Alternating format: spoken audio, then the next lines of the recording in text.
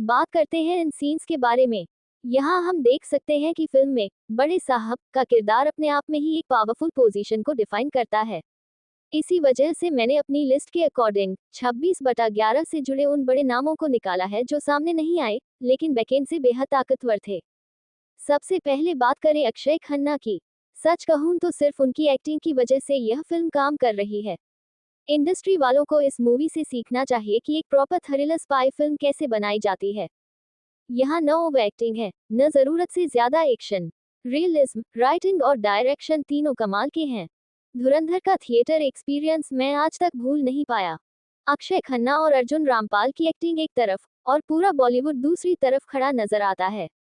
Part 1 में ही upgrade साफ दिख जाता है। कई चीजें सेटअप कर दी गई हैं और अब पार्ट 2 में असली खेल शुरू होने वाला है। हमने फिल्म में देखा कि कैसे रहमान डकैत बना और कैसे उसने अपना पूरा साम्राज्य खड़ा किया। अब रहमान रैकेट की मौत के बाद असली गेम शुरू होगा। धुरंधर के फर्स्ट पार्ट में हमें एक डायरी दिखाई जाती है जिसमें 26/11 अटैक से जुड़े लोगों के नाम लिखे हैं। लेकिन सबसे ऊपर लिखा होता है बड़े साहब। इस नाम के आगे खुद हमजा ने क्वेश्चन मार्क लगाया हुआ है, यानी उसे भी नहीं पता कि बड़े साहब असल में कौन है। इंटरवल से पहले हमें कई बार टीज किया जाता है एसपी चौधरी असलम और मेजर इकबाल के जरिए। जब मैंने इस पर वीडियो डाली तो कमेंट सेक्शन में कई लोगों ने पूछा कि क्या बड़े साहब मेजर इकबाल हो सकता है। लेकिन अगर ऐसा होता तो उसका नाम डायरी में होता या फिर मेजर इकबाल खुद बड़े साहब का जिक्र नहीं करता। इससे ये क्लियर हो जाता है कि बड़े साहब एक ऐसा किरदार है जो सामने आए बिना बैकेंड से टेररिज्म को कंट्रोल करता है। अब पार्ट 2 में हमजा यही पता लगाने की कोशिश करेगा कि बड़े साहब आखिर है कौन। दूसरी तरफ अजय सान्याल का पाकिस्तान में भेजा गया नेटवर्क कई सालों से एक्टिव है। 6 सालों से ये लोग छोटी मोटी गैंग्स और अटैक्स की जानकारी इंडिया भेज रहे थे, लेकिन असली मास्टरमाइंड कौन है यह अभी तक सामने नहीं आया। इसका मतलब है कि बड़े साहब या तो कोई हिस्ट्री एक्यूरेट पर्सन हो सकता है या फिर एक फिक्शनल सुपर पावरफुल कैरेक्टर। अब मेरी थ्योरी के मुताबिक बड़े साहब के कुछ संभावित नाम। हाफिज मोहम्मद सईद, क्योंकि 26/11 में लेट की सीधी भूमिका थी और कसाब को ट्रेनिंग भी उसी ने दी थी। 26/11 के बाद ही हमजा एक्टिव हुआ और उसने माफिया व टेरर नेटवर्क खत्म करने का प्लान बनाया। मसूद अजहर, वही शख्स जिसे IC 814 हाईजैक के बाद छोड़ा गया था।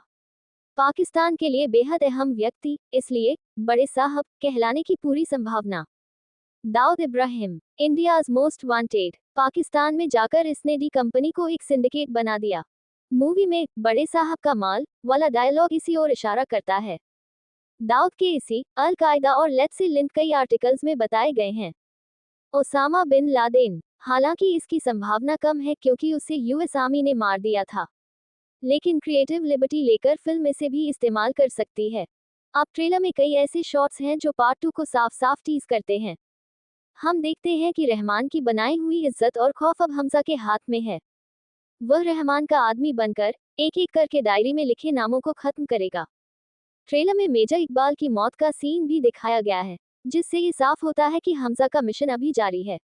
अब बात करते हैं फ्लैशबैक की। रणवीर सिंह की फैमिली का मर्डर सीन बेहद इमोशनल है और 1990 के पंजाब की याद दिलाता है।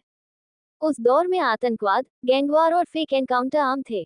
पूरी फैमिलीज एक रात में गायब कर दी जाती थी। कीर्त सिंह का रिवेंज पूरी तरह जस्टिफाइड लगता है। वह अपनी फैमिली के कातिलों को मारता है, जेल जाता है और वहीं से अजय सान्याल उसे रिक्रूट करता है।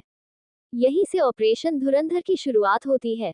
मेरे हिसाब से बड़े साहब कोई हिस्ट्री एक्यूरेट पर्सन भी हो सकता है और पूरी तरह फिक्शनल कैरेक्टर भी। पार्ट 2 में इसका सबसे बड़ा रिवील होने वाला है। आज की वीडियो में इतना ही। अगर मुझसे कोई डिटेल छूट गई हो या आपने कुछ अलग नोटिस किया हो तो कमेंट सेक्शन में जरूर बताएं।